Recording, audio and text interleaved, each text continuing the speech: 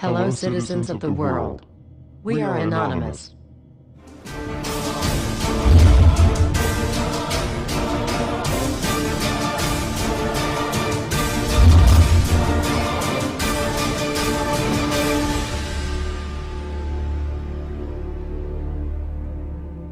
Dear brothers and sisters, now is the time to open your eyes. In a stunning move that has civil libertarians stuttering with disbelief, the U.S. Senate has just passed a bill that effectively ends the Bill of Rights in America.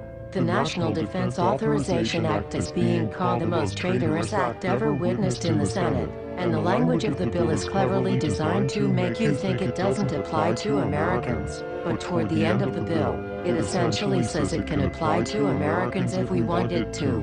Bill summary and status. 112th Congress, 2011 to 2012, S. 1867. Latest title, National Defense Authorization Act 4.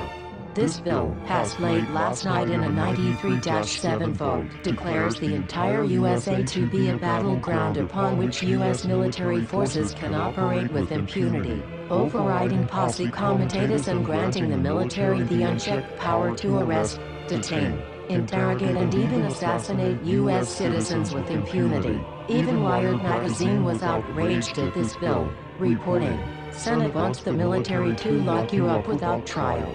The detention mandate to use indefinite military detention in terrorism cases isn't limited to foreigners. It's confusing, because two different sections of the bill seem to contradict each other.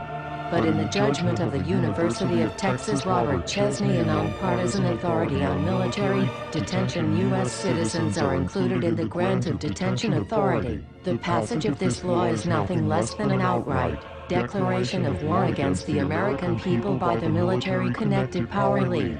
If this is signed into law, it will shred the remaining tenets of the Bill of Rights and unleash upon America a total military dictatorship, complete with secret arrests, secret prisons, unlawful interrogations, indefinite detainment without ever being charged with a crime, the torture of Americans and even the legitimate assassination of U.S. citizens right here on American soil. If you have not yet woken up to the reality of the police state we've been warning you about, I hope you realize we are fast running out of time. Once this becomes law, you have no rights whatsoever in America, no due process, no First Amendment speech rights, no right to remain silent, nothing. The U.S. Senate does not want us to speak. I suspect even now orders are being shouted into telephones and men with guns will soon be on their way. Why? Because while the truncheon may be used in lieu of conversation, words will always retain their power. Words offer the means to meaning, and for those who will listen, the enunciation of truth. And the truth is, there is something terribly wrong with this country, isn't there? Cruelty and injustice, intolerance and oppression, and where once you had the freedom to object, to think and speak as you saw fit, you now have censors and systems of surveillance coercing your conformity and soliciting your submission. How did this happen? Who's to blame? Well, certainly there are those who are more responsible than others, and they will be held accountable. But again, truth be told, if you're looking for the guilty, you need only look into a mirror. I know why you did it. I know you were afraid. Who wouldn't be? War, terror, disease. There were a myriad of problems which conspired to corrupt your reason and rob you of your common sense. Fear got the best of you, and in your panic, you turned to the now president in command, Barack Obama. He promised you order. He promised you peace. And all he demanded in return was your silent, obedient consent.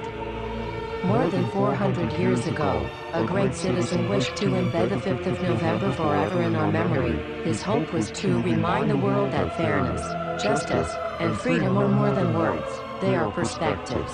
So if you've seen nothing, if the crimes of this government remain unknown to you, then I would suggest that you allow the 5th of November to pass unmarked. But if you see what I see, if you feel as I feel, and if you would seek as I seek, then I ask you to stand beside one another, 1 year from November 5th, 2011, outside the gates of every courthouse of every city demanding our rights. Together we stand against the injustice of our own government. We are anonymous. We are legion. United as one. divided by 0. We do not forgive censorship. We do not forget oppression. U.S. Senate. Expect us.